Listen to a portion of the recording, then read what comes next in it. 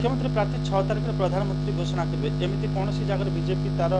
जो गोटे दुटा जगह अतीत से घोषणा करता किंतु आप उत्तर प्रदेश कदर आरंभ कर मध्य प्रदेश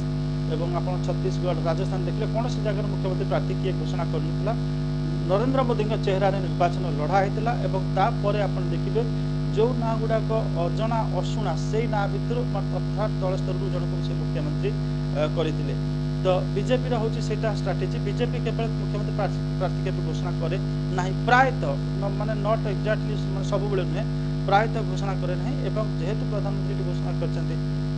4 तारिख में निर्वाचन बीजेपी जीत 6 तारिख में they will name the chief minister candidate अर्थात चीफ मिनिस्टर किए हम घोषणा करेंगे और से जो चीफ मिनिस्टर डेजिग्नेट अर्थात जी हबार जी नामित हे सी ही चीफ मिनिस्टर हे तेणुक जो आलोचना करापर बीजेडी कि अन्य शिविर में जे मुख्यमंत्री प्रार्थी डिक्लेयर करना बीजेपी हूँ ट्रेडिशन जोटा रही ट्रेडिशन इज गोटे आपणकर a thing that is practised time and again तो बर्तमान से देखिए बीजेपी जो ट्रेडिशन रही से ये निर्वाचन सरला दे declare their chief minister candidate ना देखो तो गसिप माने सेटा को माने चा खटी रास्ता खटी गसिप करा जाय परबो किंतु माने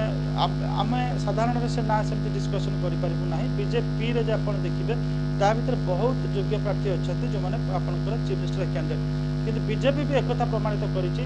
जो ना चर्चार नथिबो जो ना आपनकर अजणा थिबो जो ना अशुणा थिबो सेमान ताको चीफ मिनिस्टर करि परबो प्राइम मिनिस्टर भी करि परबे prime minister Narendra Modi is himself A glaring example of this यदि आम कहवा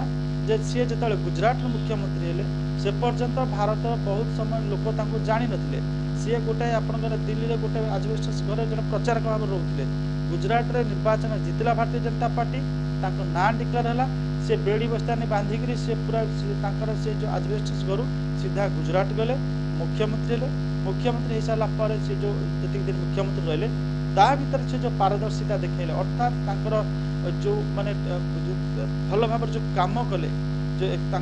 माने the excellence he showed in his administration सेटा को that enabled him to become a prime minister material एवं सी आज देखिए सी प्राइम मिनिस्टर होके अच्छा प्रथम थरक लोक भरोसा कले कथा भरोसा कले माने सी जितेक आनले 4 वर्ष से भल कम कले लोक आस्था प्रकट कले 10 वर्ष भितर से प्रधानमंत्री हो सारे तो सेमती जे भारतीय जनता पार्टी जे क्या ये पारदर्शी प्रार्थी ना से कथा कहबनी किंतु ट्रेडिशन हाज इट दैट बीजेपी नॉर्मली और usually doesn't name the chief minister candidate while fighting assembly elections.